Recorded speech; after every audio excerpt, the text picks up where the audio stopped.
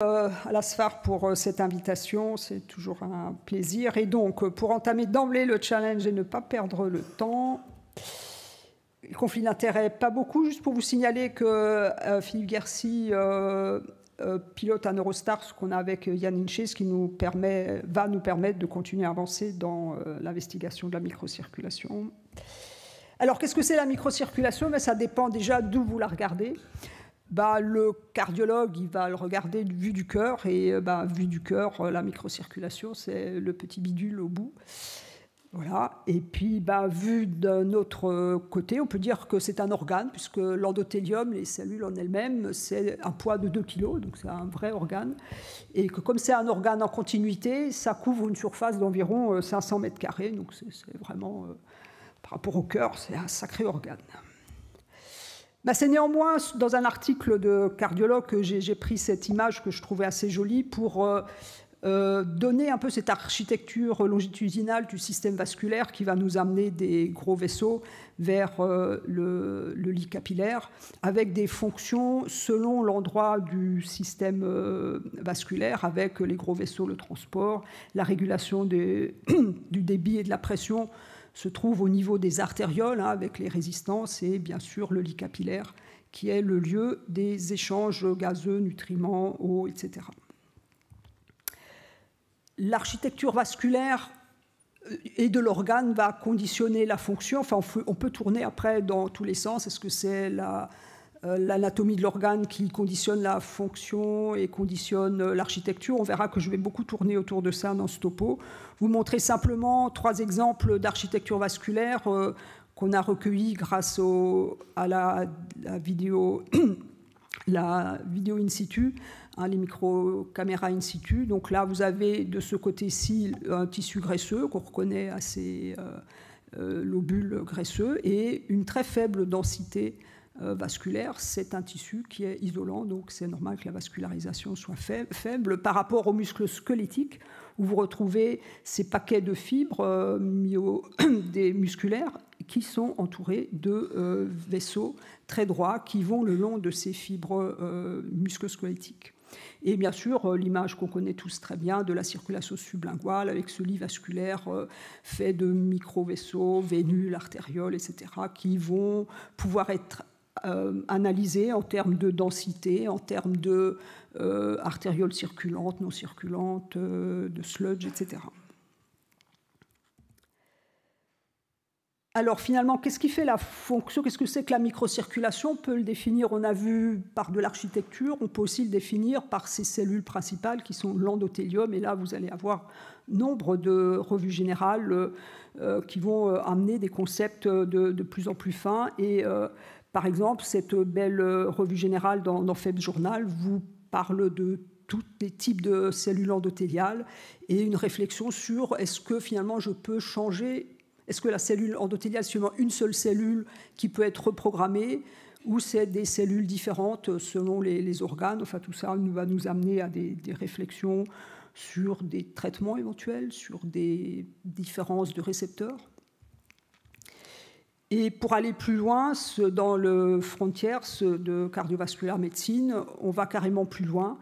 On va nous décrire les microvaisseaux puis les cellules endothéliales en fonction de leur distance par rapport au vaisseau mère. Donc j'ai par exemple l'exemple du rein, où vous avez l'artère veine de démarrage, et donc on va décrire les vaisseaux qui vont se rapetisser au fur et à mesure et les cellules endothéliales selon leur distance par rapport à ce centre. On me dit, OK, et ça sert à quoi? Ça sert à déjà mieux décrire, à mieux caractériser les différentes architectures vasculaires, et surtout, à terme, c'est d'arriver par un espèce de...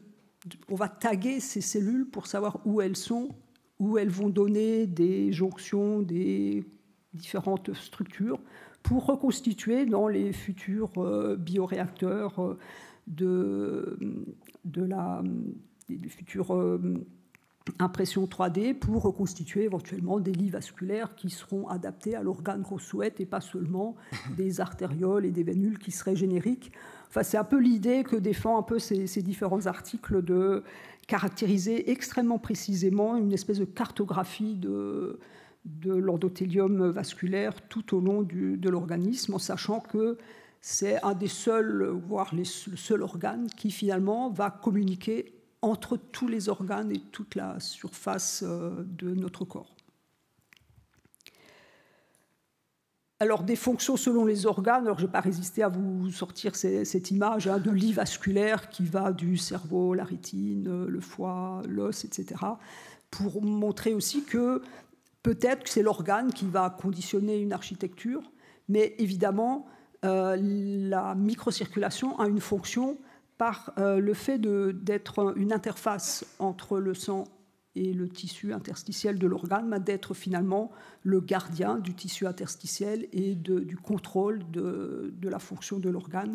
Enfin, cette revue générale ouvre vraiment des perspectives, même si elle date maintenant de quelques années. Et bien sûr, on pourra, comme pour tous les organes, arriver au omique, comme tout le monde, c'est-à-dire qu'on peut aller très très loin dans l'exploration de ces cellules.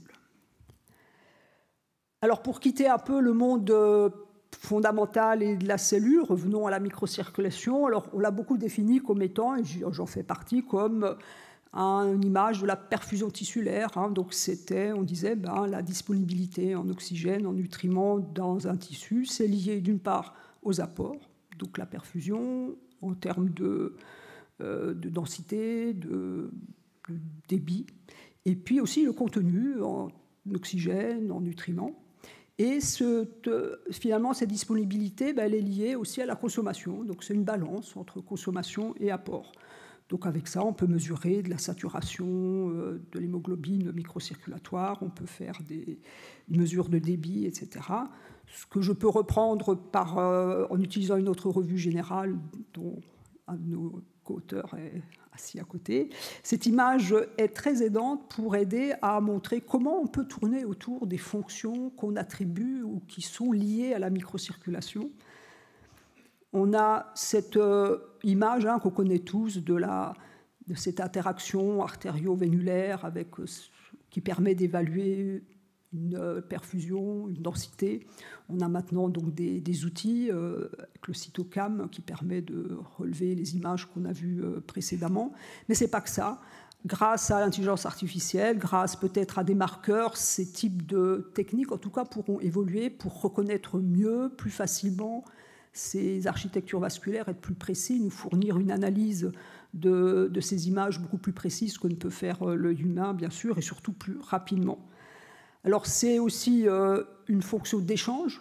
Bien sûr, les gaz, l'oxygène, le CO2, on a beaucoup fait les 15-20 dernières années avec la NIRS qui permettait de faire dans différents tissus. On fait toujours encore pour les NIRS cérébrales. On peut donc avoir une idée de la saturation de la microcirculation. On en est un peu revenu, ce n'est pas toujours facile à utiliser en pratique clinique pour être vraiment une image complète de la microcirculation, puisque ça dépend évidemment de différentes conditions d'oxygénation, d'hémoglobine, etc. On peut faire l'échange du CO2 comme marqueur du métabolisme, on peut le faire sur la peau, on peut le faire dans le tube digestif, ça a été décrit. On peut faire le temps de recoloration cutanée pour quitter un petit peu tout ça. Donc, toujours échange, circulation. Autre fonction, la vitesse des globules rouges. Là, il nous reste une seule technique. Sûrement, l'orateur suivant y reviendra. C'est juste une petite vision. Et puis, bien sûr, la fonction endothéliale. Oui, alors là aussi, le cytocam pourra peut-être nous aider à identifier le glycocalyx, par exemple, on pourra peut-être trouver des marqueurs. On peut doser dans le sang simplement la coagulation, peut-être des biomarqueurs qu'on pourra retrouver au fil des explorations. En tout cas, la perméabilité vasculaire reste pour l'instant très expérimentale, mais on peut aussi imaginer des évolutions de différentes techniques de visualisation. Alors, la microcirculation, on a un grand oublié. On parle des artérioles, des vénules. Et il y a le système lymphatique, tout simplement parce que c'est ce système qui va participer à faire l'équilibre hydrique, à réabsorber les liquides, et pas que. Et en plus, c'est un lit vasculaire qui se calque complètement sur le lit artério-vénulaire. Et là aussi, finalement, les cardiologues ont aussi repéré la nécessité d'une bonne fonction du système lymphatique. Et par exemple, la congestion, l'insuffisance cardiaque va entraîner une très grande dysfonction de ces canaux lymphatiques avec ce qu'on appelle tous l'œdème des organes. Et un rein qui n'urine pas n'est pas forcément lié juste à la congestion veineuse, à l'hyperpression veineuse, mais aussi peut être un défaut de drainage lymphatique, par exemple. Malheureusement, pour l'instant, on ne pourra pas beaucoup mesurer, on n'a pas de moyens d'investiguer ce système. Mais je vous montre, comme pour les systèmes classiques, microcirculatoires classiques, vous voyez qu'il y a une architecture qui dépend de chaque organe avec des fonctions différentes qui vont depuis le drainage du LCR jusqu'à l'absorption au niveau du système digestif. Et bien sûr, une fonction immunitaire très importante puisque ce système lymphatique est branché sur les vaisseaux lymphatiques qui permettent la circulation des globules blancs. Un peu d'anatomie de ce système, j'ai le plaisir de vous le montrer parce que moi je découvrais un petit peu aussi. Donc il y a des études extrêmement approfondies avec des marqueurs, des molécules d'adhésion, des molécules faisant les jonctions serrées, etc. Dans cet article, ces marqueurs vont probablement aider à comprendre, peut-être trouver des cibles thérapeutiques ou pas d'ailleurs, mais tout simplement mieux comprendre ce système. Une dernière fonction, le filtre. C'est l'article tout récent qui est sorti dans New England ce printemps pour nous montrer, alors c'est à la fois du green et à la fois de la médecine, mais c'est l'accumulation des microparticules plastiques dans l'athérome de patients, et que plus il y a de particules plastiques, plus le patient a un risque d'avoir des événements cardiovasculaires comme les AVC ou des événements cardiaques. Donc ça illustre de façon actuelle et la fonction de cet organe où tous les débris peuvent aussi se stocker. Alors la fonction, c'est le macrophage qui est censé faire un peu le ménage, mais vous voyez bien que même si les macrophages absorbent une partie des microparticules, un certain nombre vont rester dans le tissu. C'était une réflexion un peu plus philosophique. Voilà, j'espère arriver à mes 10 minutes pour conclure que la microcirculation, c'est quoi ? C'est une architecture d'abord, selon l'anatomie et la fonction de l'organe. Et vous voyez bien qu'un glomérule n'a pas la même fonction qu'une artériole musculaire. C'est un organe qui régule l'hémodynamique par le jeu sur les résistances, la régulation du débit par les différentes molécules comme le CO2 ou l'adénosine. C'est aussi un échangeur au niveau du système oxygène-CO2, mais aussi un échangeur hydrique, métabolique. Et là, le système lymphatique a une fonction primordiale, mais qu'on n'arrive pas à évaluer ni même à monitorer, tout simplement. Et c'est surtout un revêtement. C'est un revêtement qui va... Et c'est ça, sa fonction qui est peut-être la plus intéressante, c'est que c'est un organe qui peut transmettre de l'information d'un bout à l'autre de l'organisme, que c'est un pavage serré de cellules dont la communication intercellulaire est extrêmement rapide. Et ce continuum permet donc à la fois d'impacter... Enfin, on comprend pourquoi on peut impacter à distance des organes. Ce n'est pas seulement lié au sang qui s'accumule, si on peut dire. Un impact très important sur la coagulation, c'est une de ses fonctions primordiales, c'est de maintenir la fluidité du sang. La perméabilité vasculaire par la qualité du pavage endothélial et bien sûr dans les zones les plus ralenties du système microcirculatoire, qui est surtout les vénules, c'est là que se passe aussi l'interaction et le trafic des globules blancs. Voilà, je vous remercie. Merci beaucoup.